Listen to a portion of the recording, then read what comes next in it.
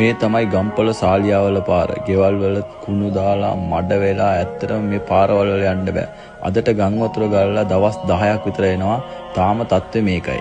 මේ මිනිස්සුන්ට ගෙවල් හරියට පිරිසුදු ගන්න බෑ. නගර සභාවෙන් මම නම් හිතන්නේ ඇත්තට ලොකු සපෝට් එකක් එනවා කියලා. ගොඩාක් පෞද්ගලික බැකෝ රථේම යොදලා තමයි මේවා දැනටමත් පොඩ හරි අදින්නේ.